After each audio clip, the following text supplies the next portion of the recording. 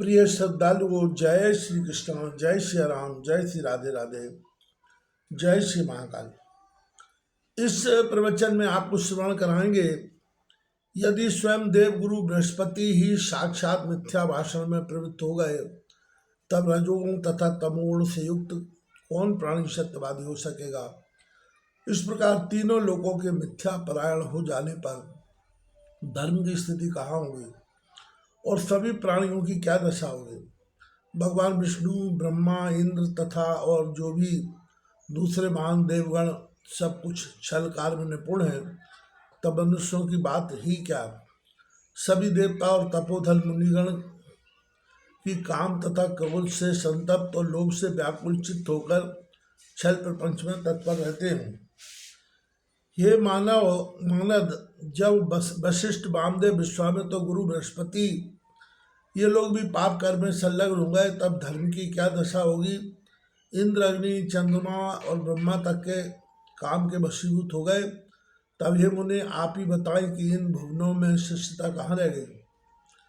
जब ये देवता और मुनि लोग भी लोभ के वशीभूत हैं, तब उपदेश ग्रहण करने के विचार से किसका वचन प्रमाण माना जाए। व्यास जी बोले, हे राजन, चाहे विष्णु, ब्रह्मा, शिव, इंद्र और बृहस्पति ही क्यों न हो, देहधारी तो विकारों से युक्त रहता ही है। ब्रह्मा विष्णु और महेश तक आसक्ति से ग्रस्त हैं, और आसक्त प्राणी कौन सा अनर्थ नहीं कर सकता। आसक्ति से युक्त प्राणी भी चतुराई के कारण विरक्त की भांति दिखाई पड़ता है, किंतु संकट उपस्थित होने पर सतरज तम गुणों से आबद्ध हो जाता है। कोई भी कार्य बिना कारण के ही कैसे हो सकता है। ब्रह्मा आदि समस्त देवताओं के भी मूल कारण गुण ही हैं। उनके भी शरीर 25 तत्वों से बने हैं, इसमें संदेह नहीं है। समय आ जाने पर वे भी मृत्यु को प्राप्त होते हैं, इसमें आपको संशय कैसा। यह पूर्ण रूप से स्पष्ट है कि दूसरों को उपदेश देने में सभी लोग शिष्ट बन जाते हैं, किंतु अपना कार्य पड़ने पर उस उपदेश का पूर्णतः लोप हो जाता है। जो काम, क्रोध, लोभ, द्रोह, अहंकार और डाय आदि विकार है, उन्हें छोड़ने में कौन सा देहधारी प्राणी समर्थ हो सकता है। यह संसार सदा से ही इसी प्रकार शुभाशुभ से युक्त कहा गया है, इसमें संदेह नहीं है।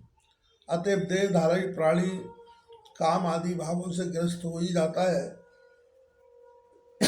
यह संसारी काम, क्रोध, लोभ आदि से ओतप्रोत है। इससे पूर्णतः मुक्त तथा परम तत्व को जानने वाला पुरुष दुर्लभ है। इस विषय में आपको कभी भी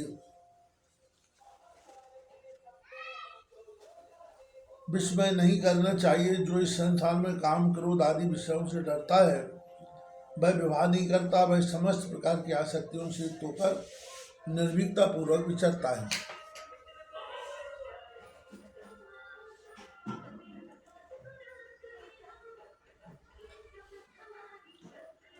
इसके विपरीत संसार से आबद्ध होने के कारण ही बृहस्पति की पलों को चंद्रमा ने रख लिया था, और गुरुदेव बृहस्पति ने अपने छोटे भाई की पत्नी को अपना लिया था। इस प्रकार इस संसार चक्र में राग लोभादि में जकड़ा हुआ मनुष्य गृहस्थी में आसक्त होकर भला मुक्त कैसे हो सकता है। अतः पूर्ण प्रयत्न के साथ संसार में आसक्ति का त्याग करके सच्चिदानंद स्वरूपिणी भगवती माहेश्वरी की आराधना करनी चाहिए। यह संपूर्ण चराचर जगत उन्हीं के माया रूपी गुण से आच्छादित होकर उन्मुक्त तथा मंद्रापान करके मत वाले मनुष्य की भांति चक्कर काटता रहता है। उन्हीं भगवती की आराधना के द्वारा सभी गुणों को पराभूत करके बुद्धिमान मनुष्य मुक्ति प्राप्त कर सकता है। इसके अतिरिक्त और कोई दूसरा मार्ग नहीं है।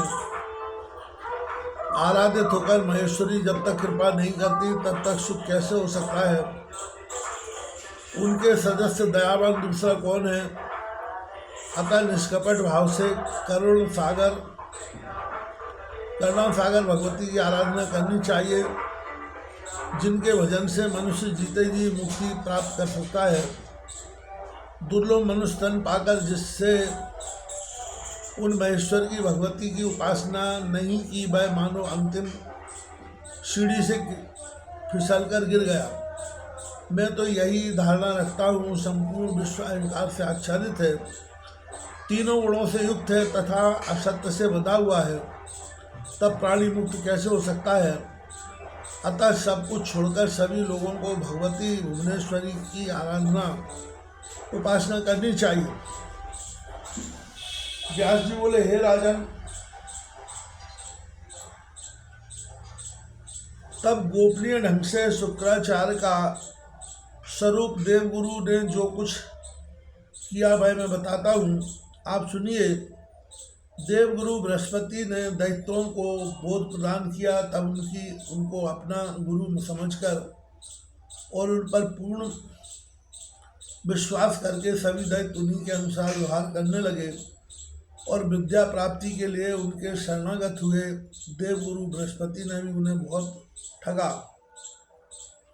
वह सत्य है कि लोग में कौन सा प्राणी मोह में नहीं पड़ जाता।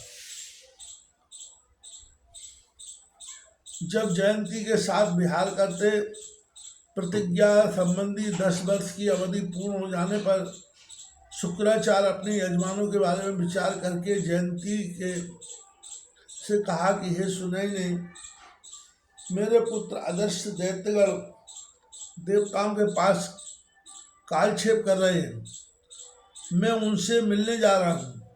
मैं पुनः तुम्हारे पास शीघ्र लौटूंगा। धर्मपरायण जयंती ने कहा, आप शिक्षा पूर्वक चाहिए, मैं आपका धर्म लुप्त नहीं होने दूंगी। उसका वचन सुन शुक्राचार्य शीघ्रता से दैत्यों के पास पहुंचकर देखा कि दैत्यों के पास विचारमान होकर बृहस्पति देवगुरु धारण करके शांत चित्त हो छल से उन्हें अपने रचित निधर्म की शिक्षा दे रहे हैं। इस प्रकार हे देवताओं के शत्रुघ्न, में सत्य और आपके हित की बात बता रहा हूँ कि अहिंसा सर्वोपरि धर्म है, आतताइयों को भी नहीं मारना चाहिए।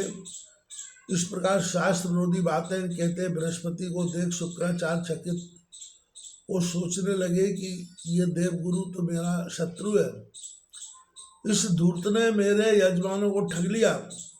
नरक के द्वारा स्वरूप तथा पाप के बीज रूप इन उग्र लोभ को धिक्कार है, जिस लोभ रूपी पार से प्रेरित होकर बृहस्पति भी झूठ बोल रहे हैं, जिनका वचन प्रमाण माना जाता है, धर्मशास्त्रों के प्रवर्तक है, वे भी पाखंड के पोषक हो गए। लोभ से विवृत मन वाला प्राणी क्यों क्या नहीं कर सकता। श्रेष्ठ विप्र होकर भी वे धूर्तों किसी सारी भाव भंगमाएं बनाकर मेरे इन घोर अज्ञानी दैत्य यजमानों को ठग रहे हैं। शुक्राचार्य द्वारा दैत्यों को बृहस्पति का पाखंड कृत कारण बताया। बृहस्पति की माया से मोहित दैत्यों का उन्हें फटकारना। क्रुद्ध कृपाचार्य ने दैत्यों को शाप दे डाला। बृहस्पति अंतर्ध्यान हो गए। प्रहलाद ने शुक्राचार्य से क्षमा मांगी और शुक्राचार्य दैत्यों को प्रारब्ध की बलवत्ता बता दी।